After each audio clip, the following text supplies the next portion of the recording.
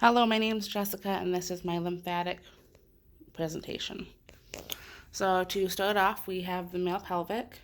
The lymphatic flow for the male pelvic starts with the common iliac nodes, which drain the prostate, the external iliac, which drains the prostate and the testes, and the internal iliac, which also drains the prostate. The lymph nodes drained from the pelvic region is returned to the venous circulation via the left subclavian vein in the thoracic duct. So under the male pelvic, we have the prostate, which spreads in the lymphatic system, starting in the prostate, spreading to the periprostatic and the obturator nodes, then to the external iliac, hypogastric, common iliac, and the periaortic nodes. Lymphatics from this area of the body get drained via the left subclavian vein through the thoracic duct. Next, we have the testicles. Lymphatic flow starts at the hilum of the testes, following the spermatic cord to the inguinal ring along the cord of the testicular spermatic. These lymphatics drain into the retroperitoneal lymph nodes, and they drain to the left renal hilum on the left side of the pericave lymph nodes on the right side. From there, the retroperitoneal lumbar nodes drain through the thoracic duct to the other lymph nodes. Some cancers in the male pelvic area would be seminoma, and that cancer spreads to the lymph nodes in the retroperitoneum, then to the echelon of draining lymphatics in the mediastinum to the subclavicular fossa. The other one would be non-seminoma, and those metastasize outside the lymph nodes to other areas like the liver and lungs. Next, we have the female pelvic. Lymph flow for the female pelvic is the common iliac nodes that bifurcating is the common iliac node is the bifurcating point in the abdomen.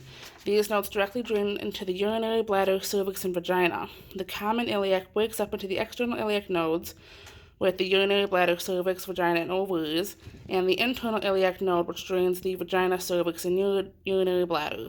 The inguinal nodes are more superficial than the other nodes, and they drain the vulva and the ureters, ovaries, and vagina.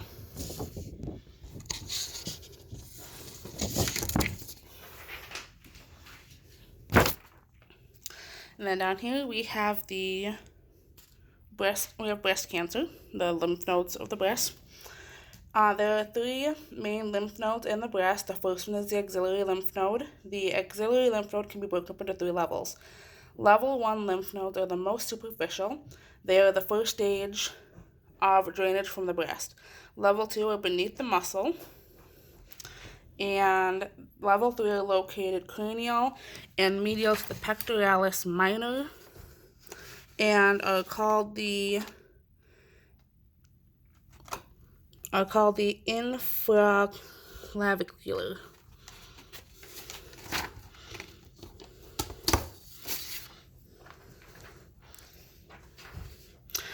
Next is the second one would be the internal mammary lymph node, which is located in the periosteal space. They're lodged in the fat and the intercostal spaces. Most internal mammary nodes are the first, second, and third. The third main lymph node of the breast is the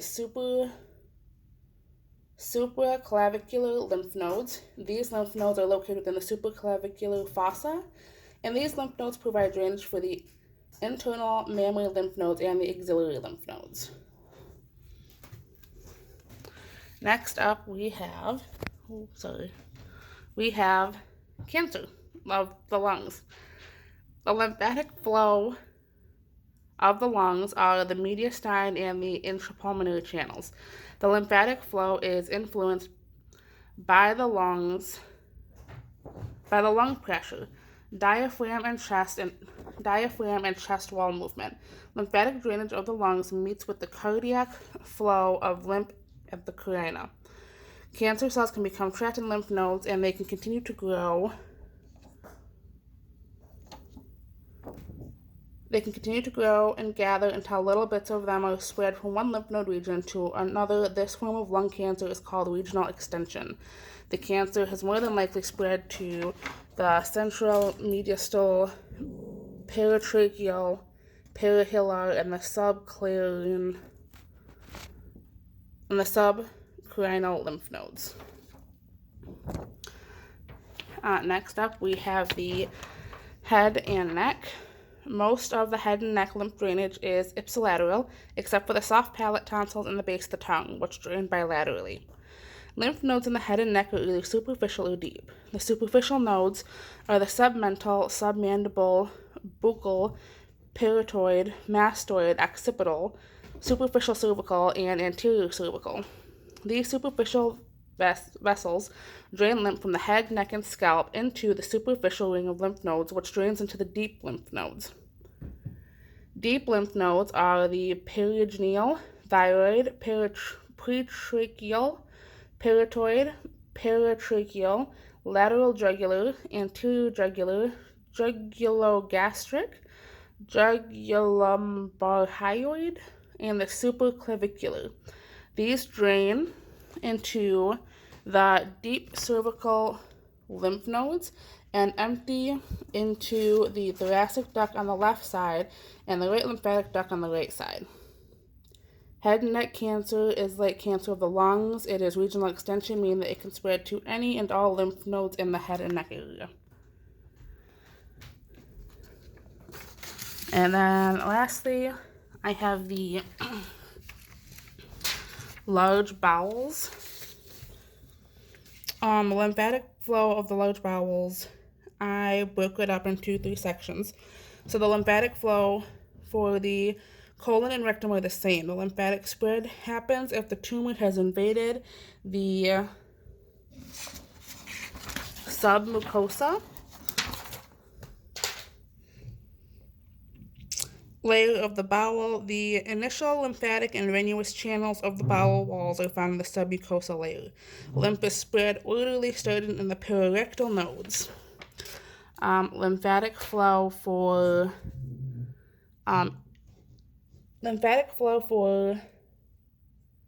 the anal lymphatics is that if it flows above the denate line, then it is the internal iliac node, and if it's below the line, then it's the superficial inguinal node.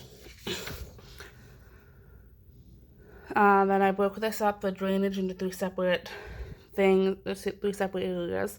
The colon, the right colon drainage is the superior metacentric vessel, the ileolic, and the right colic nodes, whereas the left colon follows the inferior metacentric vessels, mid-colic, inferior metacentric, and left colic.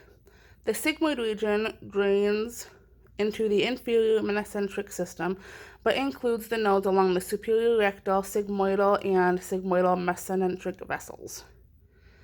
Rectum. The lymphatic drainage for the upper rectum follows the superior rectal vessel into the inferior mesenteric system, whereas the lower and middle rectal lymphatic drainage follows the middle rectal vessels with the principal node group that comprises the internal iliac nodes. Some other node groups at risk with rectal cancer are the perirectal, lateral sacral, and perisacral nodes. If a tumor of the bowel occurs,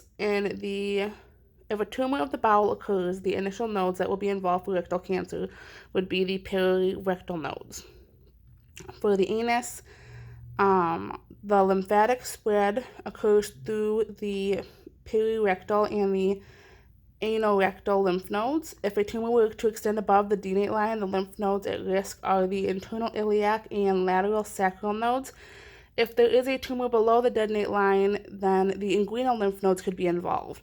Lymphatic spread occurs pretty early to the pelvic nodes, but it's more common to the inguinal lymph nodes.